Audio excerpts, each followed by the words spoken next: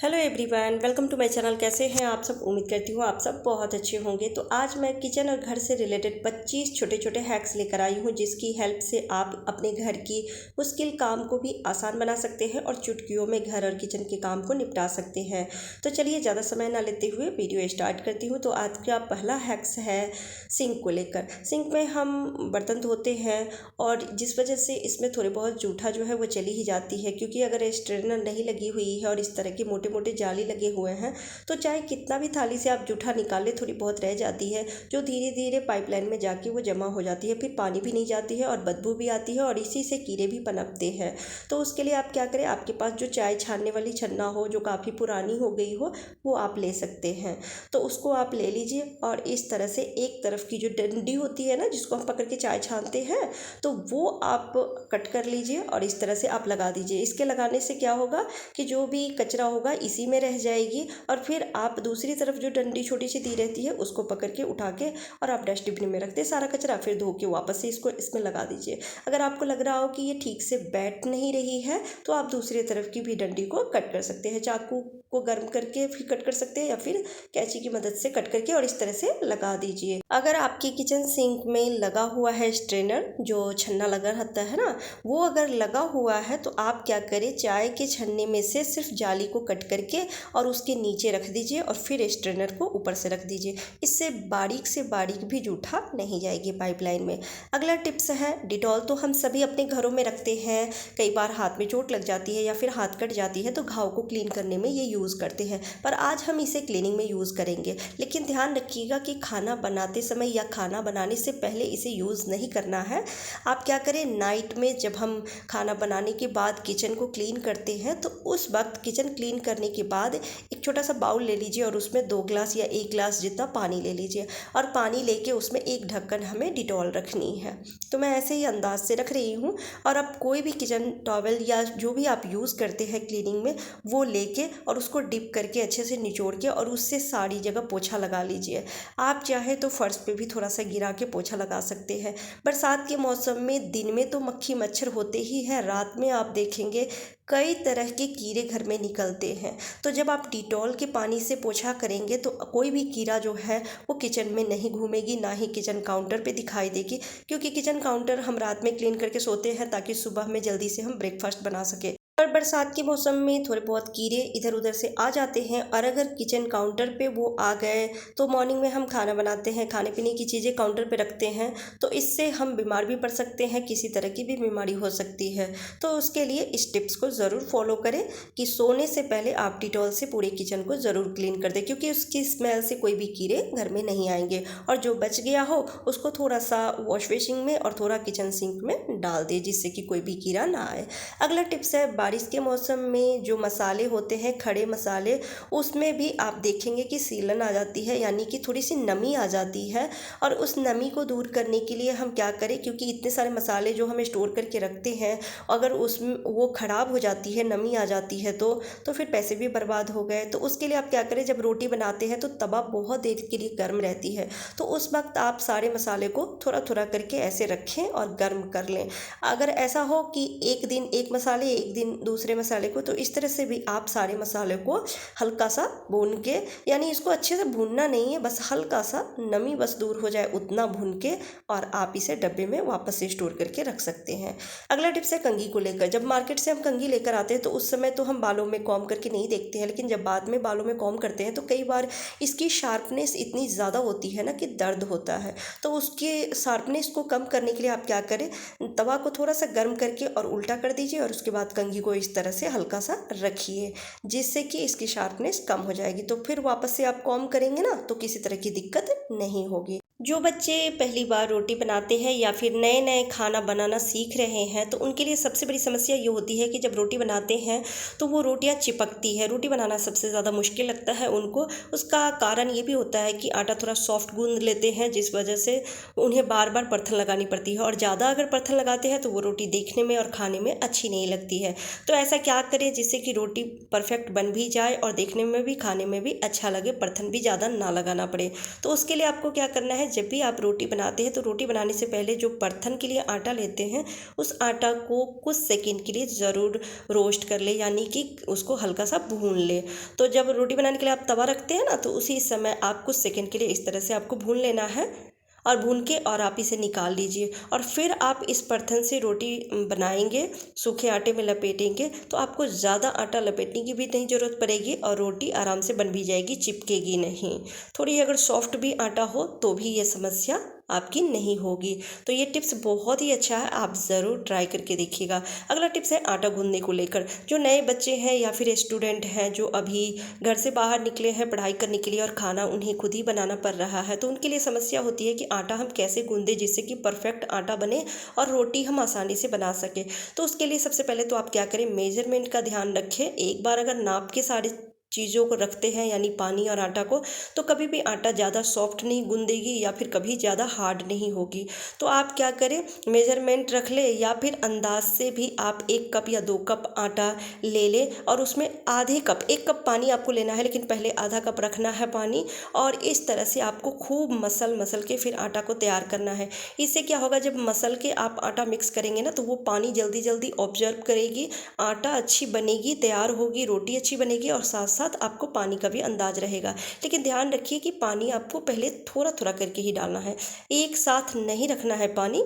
थोड़ा थोड़ा करके रखेंगे ना तो इससे आटा अच्छी तैयार होगी। फिर 10-15 मिनट के लिए रेस्ट के लिए छोड़ दीजिए और फिर उसकी रोटी बनाइए मसल के, तो अच्छी रोटी बनेगी। जब हम खाना बनाते हैं तो गैस स्टोव की हालत ये हो जाती है, और जिस वजह से दिन में 2 बार तो कम से कम गैस स्टोव की डीप क्लीनिंग यानी कि अच्छे से क्लीनिंग करनी होती है पानी से, और जिस वजह से गैस का बर्नर जो है वो गीली हो जाती है। अगर गैस का बर्नर गीला हो गया तो इसको अच्छे से 2 पोंछ के सुखाना पड़ता है और फिर ही आप इसे ऑन कर सकते हैं, नहीं तो फिर इससे गैस नहीं निकलती है। अगर निकलती भी है तो लाल लाल गैस निकलती है जिसका कोई मतलब नहीं होता है। तो इस तरह से तो आप जब खाना बनाने के लिए रखते हैं, जैसे कुकर अगर आपने रख दिया या फिर कढ़ाई, तो वो गर्म नहीं होती है काफ़ी देर के लिए, इससे गैस भी बर्बाद होती है, आपके समय भी बर्बाद होते हैं।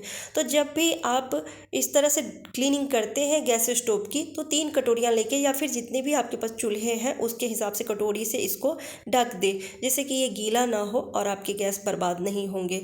गैस के बर्नर की भी क्लीनिंग करते रहना होता है, लेकिन 15 दिन पे या फिर महीना दिन पे या फिर सप्ताह में 1 बार, हर रोज़ इसकी क्लीनिंग सही नहीं रहती है। अगला टिप्स है मिक्सर जाग को लेकर। मिक्सर जाग में चटनी या मसाले तो हम दिन में कई बार इसको यूज़ करते हैं और उसके बाद फिर बार बार हमें इसे धोना भी पड़ता है, लेकिन धोने के बाद अगर अच्छे से इसको पोंछ के ना सुखाया जाए तो फिर इसकी ब्लेड जो है वो जाम हो जाती है, और एक बार अगर ब्लेड जाम हो गई या फिर घिरनी इसके ख़राब हो गए तो बहुत पैसे लगते हैं इसको ठीक कराने में। ठीक नहीं होती है, मतलब इसको बदलना पड़ता है। तो उससे बचने के लिए आप क्या करें, जितनी बार भी आप यूज़ करें तो इसको अच्छे से धो के ज़रूर सुखाएं, या तो धूप में रख दीजिए या फिर तवा गर्म हो तो उस पर इस तरह से औंध के रख दीजिए। ज़्यादा नहीं, बस हल्का सा तवा गर्म हो, इसको औंध के और रख दीजिए, जिससे कि अंदर से जितना भी पानी होगा वो सूख जाएगा, फिर ये कभी भी ख़राब नहीं होगी। तो इन छोटी छोटी टिप्स को अगर आप फॉलो करते हैं तो आपके कई सारे सामान जो है बर्बाद होने से बच सकते हैं। अगला टिप्स है किचन टॉवल। तो हम सभी रखते हैं, कई सारे रखते हैं, जिसमें हाथ साफ करें या फिर रोटी भी लपेट के रखते हैं, खाने पीने की चीज़ों को भी हम इसमें रखते हैं।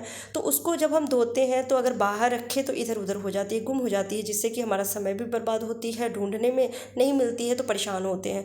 तो अगर आप हाथ से धो रहे हैं कपड़े तो भी आप अच्छे से निचोड़ ले, इसको धोने के बाद निचोड़ के और क्लॉथ क्लिप में लगा के कहीं किचन में भी हैंग करके रख सकते हैं, जिससे कि ये सूखे किचन में ही और गुम भी नहीं होगी। और अगर आप मशीन में धोते हैं कपड़े तब तो और अच्छा है, ड्राई हो जाती है। तो ड्रायर होने के बाद आप क्लॉथ क्लिप में डबल टेप इस तरह से लगा दीजिए और कहीं विंडो में या फिर रैक में इसको फिक्स कर दीजिए, और फिक्स करने के बाद इसको छोड़ दीजिए। अगर नाइट में इस तरह से आप वॉश करके और इसको रख देते हैं फिक्स करके, तो फिर मॉर्निंग में आपको एकदम सूखा हुआ मिलेगा, फिर दोबारा से आप इसे यूज़ कर सकते हैं। अगला टिप्स है, बच्चे अक्सर ही खेल खेल में अपने कपड़े पर पेन से लिख लेते हैं या फिर दूसरे बच्चे को भी लिख देते हैं। पेन का दाग जो है आसानी से नहीं जाती है, तो आज जो मैं टिप शेयर कर रही हूँ वो बहुत ही बढ़िया है, आसानी से इसके दाग को रिमूव कर सकते हैं। तो आप ले लें डिटॉल, और डिटॉल को थोड़ा सा रख के और इस तरह से उंगली से ही आपको इसको घिसना है। फिर देखेंगे सारे दाग निकलने लगेंगे। फिर आप तुरंत इसको पानी से धो लीजिए। धोने के बाद भी अगर थोड़ा सा भी रह रहा है, इंक का दाग आपको दिख रही है कपड़े पर, खासकर वाइट कपड़े पर ना ज़्यादा दिखती है, तो आपको क्या करना है, आप बॉडी में यूज़ करने वाला साबुन ले लीजिए और थोड़ा सा साबुन को इस तरह से लगा के घिस लीजिए और फिर पानी से इसको धो लीजिए अच्छे से। सारे दाग निकल जाएंगे, ज़रा से भी दाग नहीं रहती है। और अगर आपको लग रहा है कि पेन लीक हो गया है, बहुत ज़्यादा उसमें दाग लगी हुई है, तो आप क्या करें, इसको अच्छे से धो के और डायरेक्ट धूप में रख दें। धूप की वजह से जो भी थोड़ा बहुत दाग होगा वो उड़ जाएगी। अगला टिप्स है सिलेंडर को लेकर। सिलेंडर तो हम सभी घरों में रखते हैं, 2-4 एक्स्ट्रा ही होते हैं आजकल हर किसी के घर में। ऐसे खाली इधर उधर रखा रहता है जो देख के अच्छा नहीं लगता है, जंक लगा हुआ है तब तो वो बिल्कुल ही देखने में अच्छा नहीं लगता है। तो बहुत ही अच्छा आइडिया लेकर आई हूँ आपके लिए। आप ले लें, कोई भी आपके पास मैक्सी हो या फिर इस तरह की कुर्ती हो जो पुरानी, जो आप नहीं यूज़ करते हैं, तो उसको आप उल्टा कर लीजिए। और उल्टा करने के बाद जिधर से गला और बाजू होते हैं उधर से इस तरह से आप रबर बैंड लगा दीजिए या फिर किसी धागे से इसको बांध दीजिए। अब बांधने के बाद इसको वापस से सीधा कर लीजिए और सीधा करके इसको सिलेंडर में पहना देना है। जैसे हम कवर लगाते हैं ना किसी भी चीज़ में, वैसे ही ये सिलेंडर का कवर हो गया। अब आप इस तरह से भी रख सकते हैं या फिर इसको थोड़ा सा और इंटरेस्टिंग बनाने के लिए या फिर खूबसूरत बनाने के लिए आप कुछ भी आप इस पर रख सकते हैं। जैसे कोई पाटला हो पुराना सा या फिर लकड़ी का कोई छोटा सा इस तरह का गोल बना हुआ है या फिर कोई बॉटल का ढक्कन हो, तो उसको रख के और कोई भी एक छोटा सा फ्लावर पॉट रख दीजिए। इससे ये कहीं पर भी रखेंगे देखने में खूबसूरत लगेगी। मिक्सर जार में हम चटनी मसाले पीसते हैं, पर जब बार बार इसको धोते हैं और ये थोड़ा सा भी गीला रह जाता है, इसमें थोड़ी सी भी पानी लगी रहती है, तो ये ब्लेड जाम हो जाती है। तो इसको ठीक करने के लिए आप क्या करें, थोड़ा सा सरसों का तेल लें और इसमें अच्छे से लगा दें। जैसे सिलाई मशीन ही होती है, जब हम यूज़ करते हैं आप देखते होंगे कि कई दिन अगर यूज़ नहीं करते ना तो वो जाम हो जाती है, नहीं चलती है। तो उसमें थोड़ा सा तेल लगा देते हैं और धूप में रख देते हैं तो फिर वो ठीक हो जाती है। वैसे ही इसको या तो धूप में रख दीजिए या फिर तवे पर इस तरह से रख दीजिए। थोड़ा सा तवा गर्म होना चाहिए तो ये ठीक हो जाएगा। अगला टिप्स है किचन सिंक को क्लीन करने को लेकर। तो आज हम कंघी से किचन सिंक क्लीन करेंगे। जो ये जाली लगी रहती है उसमें जो गंदगी या जूठे फंस जाते हैं तो वो आसानी से क्लीन नहीं होती है, उसके लिए नोकीली चीज़ चाहिए। तो वैसे तो आप चाकू भी ले सकते हैं या फिर जो फोक वाली चम्मच है जो बेकार हो उससे भी क्लीन कर सकते हैं, पर कंघी से ये बहुत अच्छे से क्लीन हो जाती है। तो ये स्क्रबर लगा के और कंघी से आप क्लीन कर सकते हैं, बहुत अच्छे से क्लीन हो जाती है, एकदम साफ़ हो जाती है। तो मैं साफ़ करके आपको दिखाती हूँ। ये अच्छे से साफ़ हो गई है, वो भी ना हमने साबुन लगाया है या कुछ भी नहीं लगाई हूँ, बस स्क्रबर लगा के और इसको क्लीन कर ली हूँ कंघी से। इसी तरह से स्क्रबर लगा के आप कोने कोने की सफाई कर सकते हैं। जैसे कई कोने ऐसे होते हैं जिसमें दाग गंदगी बैठ जाती है, झाड़ू से क्लीनिंग या फिर पोछा से क्लीनिंग नहीं होती है, तो टाइम निकाल के आप इस तरह से स्क्रबर, आप थोड़ा हार्पिक डाल दीजिए, जहाँ ज़्यादा गंदगी हो हार्पिक डाल के और स्क्रबर से क्लीन कर लीजिए, बहुत अच्छे से साफ़ हो जाती है। आप देख सकते हैं चमक गई है। अगला टिप्स है कंघी क्लीनिंग को लेकर। कंघी भी गंदा होते रहता है तो उसे हमें समय समय पे क्लीनिंग करनी चाहिए। और फैमिली मेम्बर अगर ज़्यादा है, किसी के बालों में अगर हेयर फॉल की समस्या है या फिर डैंड्रफ है या फिर किसी ने बालों में ऑयल किया है और वही अगर हम कंघी यूज़ कर लेते हैं तो हमें भी सेम प्रॉब्लम हो सकती है या फिर बालों में तेल लग सकती है। तो उसकी क्लीनिंग फटाफट करने के लिए आप क्या करें, कोई भी पाउडर ले सकते हैं। अगर एक्सपायरी पाउडर है तो वो भी आप यूज़ कर सकते हैं। इस तरह से कंघी पर पाउडर डाल के और कोई भी पुराने ब्रश की मदद से इस तरह से क्लीन कर सकते हैं। तो इससे आपके समय भी बचते हैं। जब हम पानी से इसको क्लीन करते हैं तो थोड़ा ब्रश में साबुन लगाते हैं या फिर डिटर्जेंट पाउडर लगा के फिर क्लीन करते हैं तो उसमें टाइम भी लगती है, फिर उसको अच्छे से पोंछ के सुखाना भी पड़ता है। पर इस तरह से फटाफट ये क्लीन हो जाती है, कुछ ही मिनटों में आप देख सकते हैं। वैसे ज़्यादा गंदा नहीं था लेकिन फटाफट हो गई ये क्लीन। अगला टिप्स है क्रॉकरी सेट को क्लीन करने को लेकर। इस तरह के बर्तन ज़्यादातर तो गेस्ट आते हैं तभी यूज़ किया जाता है, बाकी के ऐसे पड़े रहते हैं तो इसमें धूल मिट्टी लगती है और फिर इसमें दाग बैठ जाती है। तो इसकी क्लीनिंग करने के लिए आप क्या करें, कोलगेट पेस्ट का यूज़ करें। जो वाइट वाली कोलगेट पेस्ट होती है ना, वो आप ले लीजिए। इससे जितने भी दाग धब्बे होंगे या फिर किसी खाने पीने की चीज़ें ही अगर लगी हुई है वो बहुत अच्छे से क्लीन हो जाती है। तो उसके लिए आपको ले लेना है थोड़ा सा गुनगुना पानी, ज़्यादा नहीं, बस थोड़ा सा गुनगुना पानी लीजिएगा, 2 ग्लास या 3 ग्लास जितना पानी। पानी ज़्यादा गर्म ना हो, इस बात का ध्यान रखिएगा। और अब आपको लेना है पेस्ट। तो मेरे पास वाइट वाला नहीं था तो मैं ये वाला ली हूँ। और उसमें थोड़ा सा आप खाने वाली सोडा डाल दीजिए और थोड़ा सा डिटर्जेंट पाउडर, और अच्छे से मिक्स करने के बाद सारी क्रॉकरी सेट को इस तरह से आप रख सकते हैं। थोड़ी थोड़ी देर के लिए रखिए और फिर आप कोई भी सॉफ्ट स्क्रबर से क्लीन कर लीजिए। इसको रगड़ रगड़ के धोएंगे ना तो एकदम चमक जाती है बर्तन। इसी तरह से आप कांच के बर्तन को भी क्लीन कर सकते हैं, बहुत अच्छे से साफ़ हो जाती है। तो मैं साफ़ करके और आपको फिर दिखाती हूँ। और ये जो पानी बच गया है इसे फेंकने के बजाय आप वॉश बेसिन में या फिर किचन सिंक में डाल दीजिए, क्योंकि पानी गर्म है और इसमें बेकिंग सोडा भी डाला हुआ है और डिटर्जेंट पाउडर भी डाले हुए हैं। तो इससे जो भी वॉश बेसिन के पाइपलाइन में कचरा होगी जमा हुआ या फिर कीड़े होंगे वो सारे मर जाएंगे। और बर्तन भी आपको मैं दिखाती हूँ कि कितने अच्छे से साफ़ हो गए हैं। कांच के बर्तन तो एकदम नए जैसे एकदम चमकदार हो जाते हैं। तो इस टिप्स को ज़रूर आप फॉलो कीजिएगा। अगला टिप्स है चावल को लेकर। चावल तो हर किसी के घर में बनती है, पर आपको पता है कि चावल का जो पानी होता है वो बहुत ज़्यादा फ़ायदेमंद होती है, फेस के लिए भी पौधों के लिए भी। तो जब भी आप चावल को धोएं तो पहला जो पानी होता है उसे फेंकने के बजाय आप उसे पौधों में रख सकते हैं या फिर इससे क्लीनिंग भी कर सकते हैं। तो क्लीनिंग के लिए आपको क्या करना है, उस पानी में बस हार्पिक को यूज़ करना है। तो कितना क्लीनिंग करना है उसके हिसाब से आप हार्पिक मिक्स कर दीजिए उसमें, और पुराने चम्मच से ही मिक्स कीजिएगा। और मिक्स करने के बाद हाथ में ग्लव्स यूज़ कर लीजिए या फिर कोई पन्नी बांध लीजिए। और बांधने के बाद आप बाथरूम को क्लीन कर सकते हैं, या फिर जो भी टाइल्स जहाँ का भी हो वो बहुत ज़्यादा पीला हो गया हो, गंदा हो गया हो, तो उसको इस तरह से स्क्रबर से क्लीन कर सकते हैं। आप देखेंगे 1 से 2 बार में ही ये साफ़ हो जाती है, चमक जाती है, क्योंकि चावल का जो पानी होता है उसमें एक खुरखुरापन सा होता है, उससे बहुत अच्छे से स्क्रबिंग के साथ क्लीनिंग हो जाती है।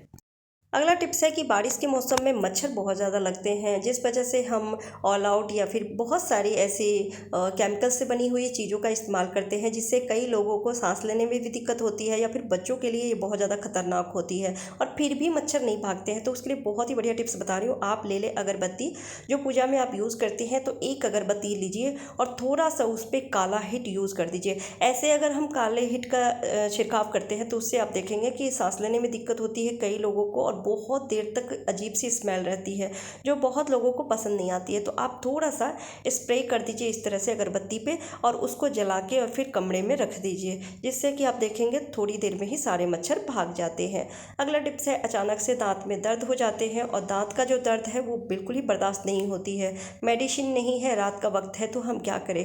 तो उसके लिए आप ले ले बर्फ़। तो आप एक बर्फ़ लेके चाहे तो जहाँ पर भी दर्द हो रहा है उस दांत के नीचे भी आप दबा के रख सकते हैं। लेकिन कई लोगों को ज़्यादा ठंडा बर्दाश्त नहीं होती है, तो आप अगर वैसे नहीं रखना चाहते हैं तो आप ले ले कॉटन का रुमाल। कोई साफ़ रुमाल लीजिएगा और उसको कई तह लगाने के बाद 4 से 5 इस तरह से टुकड़े बर्फ़ का रख लीजिए, और उसकी हमें सिकाई करनी है। जैसे कहीं पर भी चोट लग जाती है तो हम सिकाई करते हैं, हमें राहत मिलती है, उसी तरह से दांत में दर्द हो रहा है तो इस तरह से जब आप सिकाई करेंगे ना तो आपको बहुत ज़्यादा राहत मिलेगी। आप देखते होंगे कि जब दांत में दर्द होती है तो वहाँ पे कान के पास या फिर गाल में स्वेलिंग भी हो जाती है, तो इससे आपको काफ़ी राहत मिल सकती है, आराम मिलेगी। तो इमरजेंसी के लिए ये टिप्स जो है वो बहुत ही यूज़फुल है, तो ज़रूर फॉलो कीजिएगा। अगला टिप्स है आम को लेकर। आम खाना किसे पसंद नहीं है, खासकर बच्चों को बहुत ज़्यादा पसंद होती है, लेकिन अगर कुछ छोटी छोटी बातों का ध्यान ना रखें तो ये आम नुकसान भी पहुँचाती है, जैसे कि पेट में दर्द होना, लूज मोशन होना, या फिर बच्चों के होंठ फट जाते हैं, बड़ों को पिंपल्स भी आने लगते हैं। तो आप जब भी आम खाएं तो उसको 4 से 5 घंटे के लिए पानी में ज़रूर डिप करके रखें, जिससे कि जो भी केमिकल्स वगैरह से जो पकाए जाएंगे ना तो उसका जो भी अक्स होता है वो गायब हो जाती है, तो इससे किसी तरह की कोई दिक्कत नहीं होगी। तो इस तरह से 4 से 5 घंटे के लिए रख के और फिर अच्छे से धो पोंछ के और फिर काट के खाएं तो ये नुकसान नहीं करेगी। अगला टिप्स है, बच्चे अक्सर ही आम को डायरेक्ट उठाते हैं और फिर वहीं से जहाँ डंडी लगी रहती है वहीं से कट करके और फिर खाने लगते हैं उसको, जिससे कि वो जो दूध लगी रहती है डंडी का, जहाँ से डंडी लगी रहती है तो वहाँ से दूध आप देखते होंगे थोड़ा थोड़ा करके निकलते रहता है, वही होंठ में लगती है और होंठ फटती है। तो बच्चों को इस तरह से खाने से मना करें, आप वहाँ से कट करके हटा दें और फिर स्लाइस स्लाइस में कट करके और फिर दें उनको खाने के लिए। छोटे बच्चों को आम खाना बहुत पसंद होती है, लेकिन वो हाथ इतना गंदा कर लेते हैं, कपड़े गंदे कर लेते हैं, जिस वजह से हमें ही उन्हें खिलाना पड़ता है। तो उसके लिए बहुत ही बढ़िया टिप्स है कि आप क्या करें, गुठलियाँ हटा दें और इस तरह से आम को दोनों तरफ से कट कर ले छिलका के साथ ही, और फिर इस तरह से स्लाइस बना दें आप, और आप दे दें 1 चम्मच, कोई सा भी चम्मच दे सकते हैं, फोक वाली दे दीजिए या फिर स्पून दे दीजिए, और उससे निकाल के खाएंगे तो ना हाथ गंदे होंगे ना ही बच्चों के कपड़े गंदे होंगे और वो आम खा भी सकते हैं प्यार से। अगला टिप्स टिप्स है चींटी को लेकर। गर्मी के समय में, खासकर बारिश के समय में, जो छोटी छोटी जो काली वाली चींटियाँ होती है ना, वो बहुत ज़्यादा घर में आने लगती है। और अगर छोटे बच्चे हैं, फर्श पे खेलते हैं, तो वो बहुत ज़्यादा काटते भी हैं, बहुत लगता है वो। तो उसको दूर करने के लिए आप क्या करें, जिससे कि वो मरे भी नहीं चींटी और घर के अंदर आए भी नहीं, भाग जाए। तो उसके लिए आप थोड़ा सा पाउडर ले लीजिए और पाउडर में आप हल्दी मिक्स करके थोड़ा सा इसको गर्म कर लीजिए। आपको ज़्यादा गर्म नहीं करना है, बस तवा थोड़ा सा गर्म हो तो उसको हल्का सा भून लीजिए, जिससे कि स्मेल जो है ना इसकी और स्ट्रॉन्ग हो जाती है। और फिर जब ठंडा हो जाए तो जहाँ पर भी ज़्यादा चींटियाँ आती है वहाँ पे इसको छिड़क देना है। आजकल देखेंगे बरसात के मौसम में ना गमलों में भी लगने लगती है चींटियाँ, जिससे कि पौधे ख़राब हो जाते हैं, खा जाते हैं, पौधे को कमज़ोर कर देते हैं। तो गमलों के आसपास या फिर पौधे के आसपास भी आप डाल सकते हैं, जड़ों में, या फिर जहाँ पर भी पानी की ज़्यादा वो होती है, जहाँ पे पानी ज़्यादा रहता है ना, वहाँ पर भी बहुत ज़्यादा होते हैं कीड़े, काले वाले और लाल वाले भी। तो वहाँ पर इस तरह से थोड़ा थोड़ा छिड़क दीजिए, तो फिर चींटी भाग जाएगी और आएगी भी नहीं, और मरती नहीं है, तो इसलिए दुख भी नहीं होता है। तो ये बहुत ही बढ़िया टिप्स है, ज़रूर फॉलो कीजिएगा। अगला टिप्स है वॉश बेसिन क्लीनिंग को लेकर। वॉश बेसिन की भी समय समय पे अगर क्लीनिंग ना किया जाए तो बहुत ज़्यादा गंदगी बैठ जाती है, और ख़ासकर जो नल होते हैं उस पर पानी के दाग इस तरह से बन जाते हैं। तो इसकी क्लीनिंग कैसे करें, उसके लिए ले लेना है आपको 1 चम्मच बेकिंग सोडा और 1 चम्मच डिटर्जेंट पाउडर। अगर ज़्यादा गंदगी हो तो 1 चम्मच लीजिए, नहीं तो थोड़ा कम भी ले सकते हैं। और उस पर थोड़ा सा आप पानी मिक्स करके और इस तरह से आप मिक्स कर लीजिए। देख सकते हैं बबल्स उठ रहे हैं, तो इसी बबल्स को आपको साड़ी में स्प्रे कर देना है। इस तरह से डाल दीजिए अच्छे से। और अब ले लीजिए पुरानी सी सॉक्स और हाथ में पहन लीजिए। तो कोई भी पुरानी सॉक्स को इसीलिए मैं बोलती हूँ कि नहीं फेंकना है, क्योंकि ये क्लीनिंग में बहुत अच्छे से यूज हो जाती है। ये स्क्रबिंग का काम करती है, तो आपको ना ही स्क्रबर की ज़रूरत होती है, ना ही ग्लव्स की। तो इस तरह से हाथ में पहन के और अच्छे से इसको आप रगड़ के साफ़ कर सकते हैं, बहुत अच्छे से साफ़ हो जाती है। थोड़ा सा अगर गीला कर लेते हैं तो ये आप देखेंगे झाग बन जाती है। तो इस तरह से इसकी क्लीनिंग कर लेंगे और अच्छे से नल को भी धो के और किसी भी सूखे कपड़े से पोंछ लीजिए। और पोंछने के बाद इसमें थोड़ा सा या तो वैसलीन लगा दीजिए या फिर कोई भी तेल लगा दीजिए। तेल लगाने के बाद पोंछ लीजिए। इससे क्या होगा कि फिर पानी की जो दाग है इस पर नहीं बैठेगी। जब आप यूज़ करेंगे ना तो पानी की छींटे इस पर बैठते नहीं है, ये स्लिप करके पानी बाहर निकल जाती है। अगला टिप्स है, गर्मी के समय में ना छिपकलियाँ भी बहुत ज़्यादा दीवार पे, विंडो पे दिखती है। बच्चे अगर घर में है तो बहुत ज़्यादा डर जाते हैं। बड़ों को भी छिपकली से डर लगता है, क्योंकि वो देखने में ही थोड़ा अजीब लगता है। तो छिपकली को कैसे भगाएं, तो चलिए उसके लिए बहुत ही बढ़िया सॉल्यूशन बनाने वाली हूँ। तो सबसे पहले ले लेते हैं एक छोटी सी कटोरी और उसमें लेना है पानी। तो पानी में मैं थोड़ा सा नींबू का जूस मिला दी हूँ और अब रखी हूँ बेकिंग सोडा और थोड़ा सा डिटर्जेंट पाउडर। और अब मिक्स करूँगी इसमें हल्दी, जो आप खाने में यूज़ करते हैं, तो वो चुटकी भर लेना है और इसे मिक्स कर दीजिए। और ये बहुत ही बढ़िया सॉल्यूशन बनके तैयार हो गई है। आप चाहें तो स्प्रे बॉटल में इसको भर के और आप रख सकते हैं। तो विंडो पे और गेट पे आप इसको स्प्रे कर दीजिए, थोड़ा थोड़ा करके स्प्रे करना है, जिससे कि सारे इसकी स्मेल से सारे ही छिपकली भाग जाएंगे, फिर दोबारा नहीं आएंगे। 1-2 दिन अगर आप ऐसा करते हैं तो छिपकली सारी भाग जाएगी। आप किचन काउंटर पर भी रात में सोने से पहले इस तरह से छिड़काव कर सकते हैं, तो किसी तरह के कीड़े नहीं आएंगे, क्योंकि कई सारी चीज़ें हमने डाली है और सबकी स्मेल काफ़ी स्ट्रॉन्ग हो जाती है। तो इस टिप्स को ज़रूर फॉलो कीजिएगा। और आज के सारे टिप्स आपको कैसे लगे कमेंट करके जरूर बताइएगा। अच्छी लगी हो तो वीडियो को लाइक एंड शेयर कर दीजिएगा। Bye bye, take care.